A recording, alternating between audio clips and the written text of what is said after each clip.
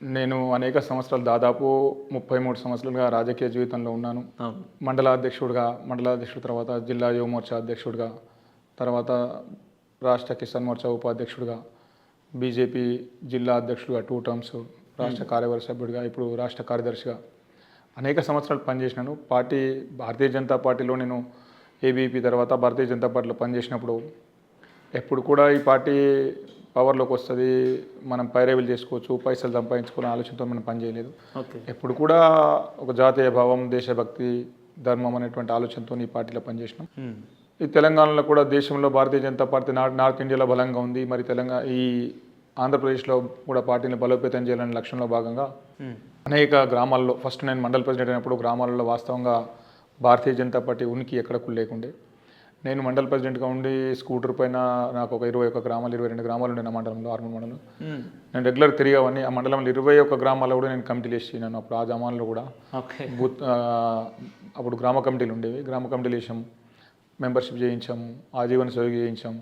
అట్లా అనేకమైనటువంటి కార్యక్రమాలు చేస్తూ పార్టీ ఏ పని అప్ప చెప్పినా కానీ నేను ఎక్కడ కూడా వెనక్కి పోకుండా ఆ పని చేస్తూ పార్టీలో అందరితో కూడా కలిసిమెలిసి పార్టీని పెంచడానికి ప్రయత్నం చేసినాను. ఎట్లా సాధ్యమైంది గంగన్న? మీకు దాదాపు 30 ఏళ్ళు ఒకటే పార్టీని నమ్ముకొని, ఒకటే సిద్ధాంతాలని బేస్ చేసుకొని దాన్నే కార్యాచరణలో పెట్టే భాగం మీకు ఎట్లా సాధ్యమైంది అంటున్నా? అంటే ఇప్పుడున్న పరిస్థితులు మనం చూస్తూ ఉన్నాం, అది మీకు ఎట్లా సాధ్యమైంది అనేది ఒక ప్రశ్న. నా యాక్టివ్నెస్ చూసి నేను యంగ్ ఏజ్లో చాలామంది న్యూ మోర్చా జిల్లా ప్రెసిడెంట్గా ఉన్నప్పుడు అనేక పార్టీలు అడిగినాయి. తెలుగుదేశం పార్టీ వాళ్ళు ముఖ్యమైన మా జిల్లాలో ఉన్నటువంటి ముఖ్యమైన నాయకులు అడిగినారు. అదేవిధంగా టీఆర్ఎస్ ఆవిర్భావంలో కూడా చంద్రశేఖరరావు మా గ్రామానికి వచ్చిండ్రు. అక్కడ కూడా చాలామంది నువ్వు పార్టీలో జాయిన్గా అని చెప్పి ఒత్తిడి చేసిండ్రు. అదేవిధంగా చాలామంది చాలా రకాలుగా, నేను సీడ్స్ కార్పొరేషన్ డైరెక్టర్ ఉన్నప్పుడు రాజశేఖర రెడ్డిని కలిసినప్పుడు రాజశేఖర రెడ్డి గారు కూడా మరి నువ్వు బీజేపీ అంటున్నావు, మరి కాంగ్రెస్ ప్రభుత్వం ఉంది కదా ఇక్కడికి వచ్చేయచ్చు అన్నాడు. అనేక మంది అడిగిండ్రు. కానీ ఈ రోజు కూడా నేను డైవర్ట్ కాలేదు. పార్టీని నమ్మిన పార్టీ కోసం, నమ్మిన సిద్ధాంతం కోసం నేను పార్టీ అని కాబట్టి నమ్మిన సిద్ధాంతం కోసం పనిచేయాలనుకున్నాను. కాబట్టి ఆ రకంగా సిద్ధాంతం కోసం పనిచేస్తూ వచ్చినాను. ఎక్కడ కూడా డీవియేట్ కాకుండా పనిచేసుకుంటా పోయినాను. పార్టీ ఏ పని అప్పగించినా ఎక్కడ కూడా కాదని లేదు. నేను జిల్లా ఇన్ఛార్జిగా కానీ, ఇంకా నేను కోవిడ్ టైంలో స్టేటు హెల్త్ కోఆర్డినేషన్ కన్వీనర్గా కూడా చేయమంటే అప్పుడు కూడా దాదాపు 20 జిల్లాలు తిరిగి పనిచేసినాను. ఎక్కడ కూడా నేను డివేట్ కాకుండా పార్టీతో కమిట్మెంట్గా పనిచేసినాను. నాయకులందరూ కూడా నాకు సహకరించారు. ఎక్కడ కూడా నేను ఎవరిని కూడా ఇబ్బంది పెట్టకుండా, ఎప్పుడైనా పార్టీని ఎక్కడ పెంచాలన్నట్టు, నేను ఏ జిల్లా ఇన్ఛార్జ్గా ఉన్నా ఎక్కడికి వెళ్ళినా కానీ పార్టీ ఎట్లా పెరుగుతుంది అన్నటువంటి ఆలోచన చేస్తుంటే, నిన్న లాస్ట్ ఆదిలాబాద్ ఎలక్షన్ ఆఫీసర్గా కూడా అక్కడికి వెళ్ళిన తర్వాత అక్కడ కూడా బ్రహ్మాండమైనటువంటి ఆదరణ ఉండే. ప్రతిసారి నేను పార్టీ గురించి ఆలోచిస్తుంటే కంటే నేను నా వ్యక్తిగతంగా నేను ఏమైతానో ఎప్పుడు కూడా ఆలోచించలేదు. కానీ పార్టీ నన్ను గుర్తించింది, అవకాశం ఇచ్చింది. నాకు ఈ అవకాశం రావడానికి ముఖ్యంగా మా గౌరవ పార్లమెంట్ సభ్యుడు అరవింద్ ధర్మపురి గారు, అదేవిధంగా బీజేపీ రాష్ట్ర అధ్యక్షులు కిషన్ రెడ్డి గారు, అదేవిధంగా ప్రధానమంత్రి నరేంద్ర మోదీ గారికి, పీయూష్ గోయల్ గారికి, కేంద్ర నాయకత్వానికి, రాష్ట్ర నాయకత్వానికి అందరికీ కూడా నేను కృతజ్ఞత ఉంటాను. అన్న, మీరు పసుపు బోర్డు చైర్మన్గా ఎన్నికైన తర్వాత చాలామంది ఒక ప్రశ్న ఉత్పన్నం అవుతుంది. ఏంటంటే పసుపు బోర్డుకి స్పైసెస్ బోర్డుకి గల వ్యత్యాసం ఏంది, ఇందులో ఉండే బెనిఫిట్ ఏంది, గతంలో స్పైసెస్ బోర్డులో పసుపు రైతులు ఏ విధంగా నష్టపోయారు అనేది ఉంటుంది. దీన్ని మీరు ఎట్లా చెప్పగలుగుతారు? వాస్తవంగా స్పైసెస్ బోర్డులో దాదాపు 40 సంవత్సరాల క్రితం పసుపుని స్పైసెస్ బోర్డులో కలిపినారు. స్పైసెస్ బోర్డు కేంద్ర కార్యాలయం కొచ్చిన్లో ఉంటుంది. ఈ స్పైసెస్ బోర్డులో ఒక టర్మరిక్ మాత్రమే ఉండదు. స్పైసెస్ బోర్డులో అనేకమైనటువంటి సుగంధ ద్రవ్యాలు ఉంటాయి, అనేక రకాల సుగంధ ద్రవ్యాలు ఉంటాయి. కాబట్టి ఒక క్రాప్కు ఇంపార్టెన్స్ ఉండదు. కాబట్టి ఈ స్పైసెస్ బోర్డు ఉన్నప్పటికీ కూడా మనకు పెద్ద ప్రయోజనం లేదు. మనకు సపరేట్ మనకు ఒక బోర్డు అయితే బాగుంటుండే, కాఫీ బోర్డు లాగా, అదేవిధంగా మిగతా టొబాకో బోర్డు లాగా, ఇంకా మిగతా బోర్డులలాగా మనకు ఒక బోర్డు అయితే బాగుంటుంది. దీని మీద ప్రత్యేకమైన దృష్టి ఉంటుంది. దీనికి ఏమైనా చేయగలుగుతాం, మనం చేయించుకోగలుగుతాం అనేటువంటి ఆలోచనతో నిజామాబాద్ జిల్లా, అదేవిధంగా జగిత్యాల్, నిర్మల్ జిల్లా రైతులు కొంత చైతన్యవంతులై, చదువుకున్నటువంటి రైతులై వాళ్ళందరూ కూడా చేస్తే బాగుంటుందని పోరాటం స్టార్ట్ చేసిండ్రు. పాదయాత్రలు చేసిండ్రు, ఉద్యమాలు చేసిండ్రు, వంట వార్పులు చేసిండ్రు.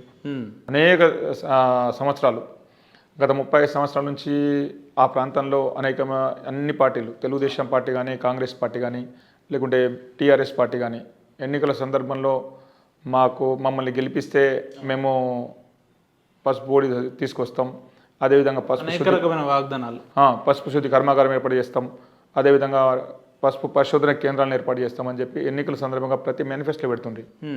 ఎవరు కూడా తెచ్చే ప్రయత్నం చేయలేదు. పసుపు బోర్డుకు సంబంధించి కానీ పసుపు రైతులకు సంబంధించిన కానీ చిన్న బెనిఫిట్ కూడా ఎవరు కూడా చేయలేదు.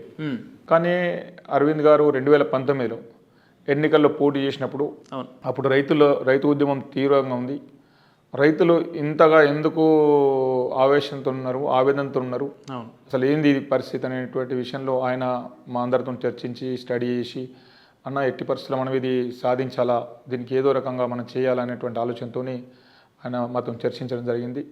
మేము ఎన్నికల్లో ప్రచారంలో భాగంగా తిరుగుతూ ఉన్నాము. ఆ రోజు గతంలో అరవింద్ గారి కంటే ముందు ఎంపీగా ఉన్నటువంటి కవిత, ఆమె చిత్తశుద్ధితో పనిచేయలేదు పసుపు బోర్డు విషయంలో. ఒకవేళ ఏమైనా పని చేయాలనే వాళ్ళకు ఉంటే పసుపు రైతులకు ఏదో ఒకటి చేసేవాళ్ళు. అధికారంలో ఉండి కూడా ఏం చేయలేదు.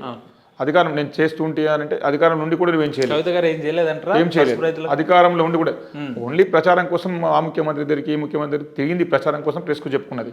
నిజంగా నీకు చిత్తశుద్ధి ఉంటే, వాళ్ళకి పసుపు రైతుల మీద ప్రేమ ఉంటే, ఆ రోజు 6,000 రూపాయలు 7,000 రూపాయలు ఉన్నటువంటి ధర రైతులు నష్టపోతూ ఉంటే పక్కన ఉన్నటువంటి ఆంధ్రప్రదేశ్లో అప్పటి ప్రభుత్వం, మీతో పాటు ప్రభుత్వంగా ఉన్నటువంటి అక్కడ ప్రభుత్వ పెద్దలు ఒక్కొక్క క్వింటాల్కి 1,500 రూపాయలు బోనస్ ఇచ్చిండ్రు.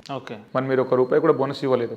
మీకు నిజంగా చిత్తశుద్ధి ఉంటే, మీకు రైతులకి మనం చేయాలనుకుంటే, మరి మేమే మా కేంద్రం చేసేది ఏంది, మేమే పసుపు పార్క్ ఏర్పాటు చేస్తాం, పసుపు బోర్డు ఏర్పాటు చేస్తామని చెప్పేసి మీరు అక్కడ ఒక 39 acres పెట్టి దానికి ఒక కాంపౌండ్ వాళ్ళు మీరు ఒక కాంట్రాక్టర్కి ఇచ్చుకొని డబ్బులు వాళ్ళకి మీ కార్యకర్తకు చేసిన తప్పితే పసుపు రైతులకు ఏం పని చేయాలి. కనీసం మీరు పసుపు రైతులకు ఏమైనా చేయాలని ఉద్దేశం ఉంటే అప్పుడు ఏదైనా కనీసం చిన్న ఇన్పుట్స్ కూడా ఇవ్వలేరు. టార్పాలిన్స్ కానీ సబ్సిడీ పైన మళ్ళీ స్పైసెస్ బోర్డు ద్వారానే అరవింద్ 30 కోట్లు కేటాయింపజేసి దాదాపు 8,000 నుంచి 9,000 టార్పాలిన్స్ ఇచ్చారు. 50% సబ్సిడీ పైన 300 బాయిలర్స్ ఇచ్చారు, పసుపు ఉడికించేటటువంటి బాయిలర్స్ 50% సబ్సిడీ పైన. పాలిషర్ వీటిని ఎండిన తర్వాత పసుపుని పాలిష్ చేసేటటువంటి పాలిషర్స్ ఇచ్చాడు 300 పైన 50% సబ్సిడీ పైన. ఈ రకంగా అనేకంగా చేయడానికి మనం ప్రయత్నం చేసినాం. కానీ వాళ్ళు ప్రయత్నం చేయలేదు, వాళ్ళు ప్రచారం కోసం ప్రయత్నం చేసిండ్రు. పసుపు రైతులకు చేయాలన్న చిత్తశుద్ధి వాళ్ళకి లేకుండా అసలు వాళ్ళని అసలు నమ్మకూడదు. వాళ్ళ అటువంటి వ్యక్తులు, వాళ్ళ వ్యక్తిత్వం అటువంటిది.